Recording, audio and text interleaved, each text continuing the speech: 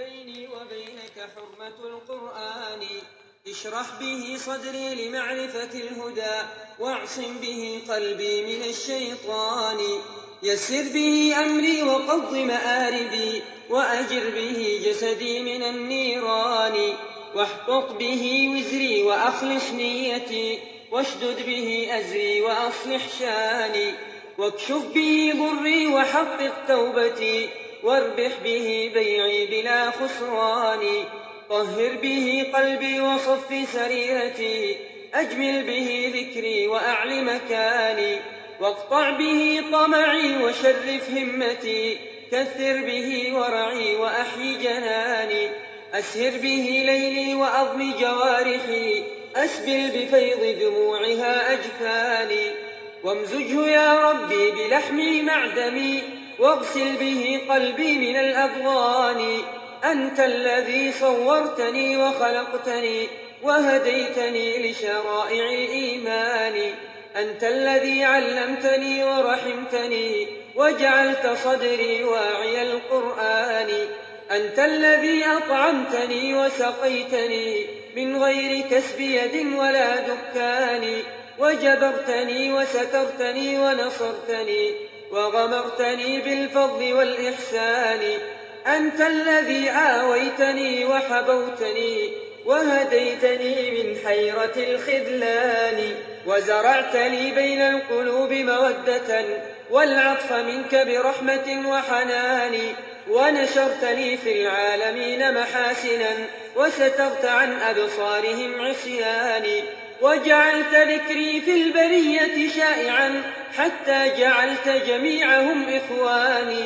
والله لو علموا قبيح سريرتي، لأبى السلام علي من يلقاني. ولأعرضوا عني وملوا صحبتي، ولبؤت بعد كرامة بهواني. لكن سترت معايبي ومثالبي، وحلمت عن سقطي وعن طغياني.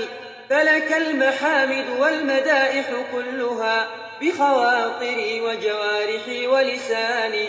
ولقد مننت علي ربي بأنعم، ما لي بشكر أقلهن يداني. فوحق حكمتك التي آتيتني، حتى شددت بنورها برهاني.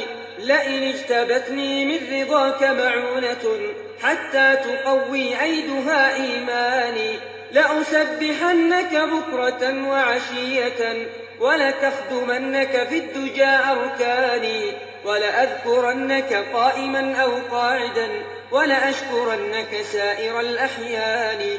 ولأكتمن عن البرية خلتي، ولأشكون إليك جهد زماني. ولأقصدنك في جميع حوائجي، من دون قصد فلانة وفلان.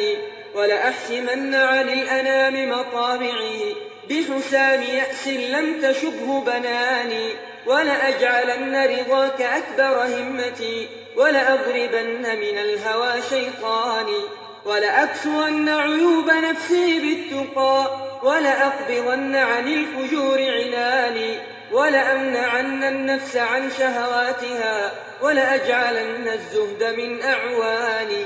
ولأتلون حروف وحيك في الدجى، ولأحرقن بنوره شيطاني. أنت الذي يا رب قلت حروفه، ووصفته بالوعظ والتبيان، ونظمته ببلاغة أزلية تكييفها يخفى على الأذهان. وكتبت في اللوح الحفيظ حروفه، من قبل خلق الخلق في أزماني. فالله ربي لم يزل متكلما، حقا إذا ما شاء ذو إحسان. نادى بصوت حين كلم عبده موسى، فأسمعه بلا كتمان. وكذا ينادي في القيامة ربنا جهرا، فيسمع صوته الثقلان. أن يا عبادي أنصتوا لي واسمعوا قول الإله المالك الديان. هذا حديث نبينا عن ربه، صدقا بلا كذب ولا بهتان. لسنا نشبه صوته بكلامنا، إذ ليس يدرك وصفه بعيان. لا تحصر الأوهام مبلغ ذاته، أبدا ولا يحويه قطر مكان، وهو المحيط بكل شيء علمه من غير إغفال ولا نسيان.